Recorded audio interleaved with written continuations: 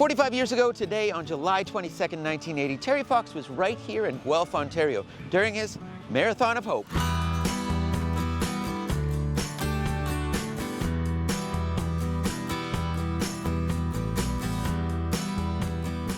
The story of Terry Fox in Guelph, Ontario is brief, yet its legacy is long. Now, when Terry arrived here in Guelph, it was around 8 a.m., but it wasn't as beautiful as it is today. It was rainy, it was cold. And when he got here, ooh, the beautiful, beautiful ringing bell right there. When he got here, he was welcomed by thousands and thousands of people excited to see him, excited to meet him. I love reading all the anecdotes of the people that actually were there that day. One especially, it was the mayor. And he was talking about the fact that he had never seen such beautiful curly hair before. And I mean, true, fact check, true. Terry's time in Guelph was quick, productive, and during a moment he felt perturbed by certain things. Now, the momentum of the Marathon of Hope was getting bigger by the day. Things were changing, with added and new difficulties for Terry. In the days prior to Guelph, when I read his journal, I can see a change in mood and this new developing struggle. It's the double-edged sword. As his run gathered steam, it raised more money, yet the bigger it got, the more requests came for media interviews, speeches, and photos. The impossible-seeming run was constantly being interrupted by good-intentioned Canadians. More people, all trying to catch a glimpse of Fox. Some wanted autographs.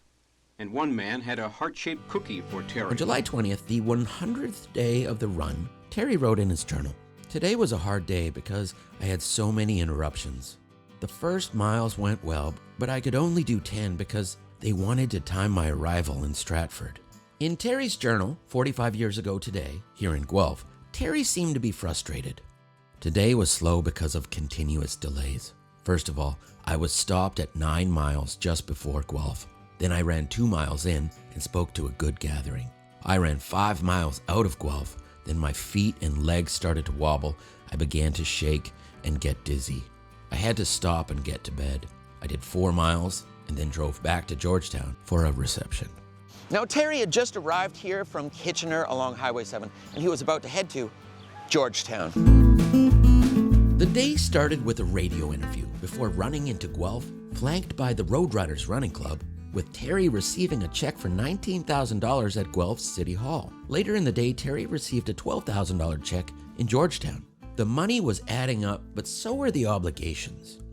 Now, the Terry Fox runs here in Guelph so far have raised well over $1 million, but the school district around here has raised substantially more. Last year in 2024, raising well over $100,000.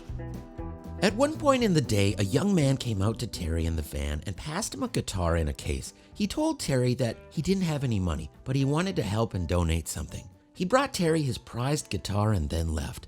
This shook Terry once he found out. Terry then making sure that his team found the young man and give back the guitar. They found a local radio station willing to help, and they did. To me, this story is characteristic of a larger one. The kindness of Terry was being met with the generosity of Canadians. But the ability to give money, even small amounts, is difficult for some. To me, this is Terry loving the generosity of this young man, yet realizing he didn't want anyone to go without. I view this as loving humility from both. And what a beautiful series of events. The story of today, July 22nd, 45 years ago, is analogous to this phase of the Marathon of Hope in general.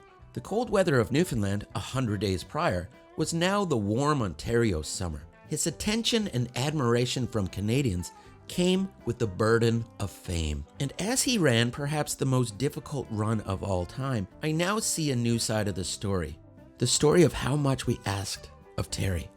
And that's why we still talk and think of him, because this entire journey has moments and days that inspire us all. And there really is beauty in that. Over the next few months, I'm heading out on the road and following Terry's path across Canada. The more I learn about the Marathon of Hope, the more I realize how important Terry is to Canada, to myself, and to the world. Please consider donating to the Terry Fox Foundation. You can do so at terryfox.org.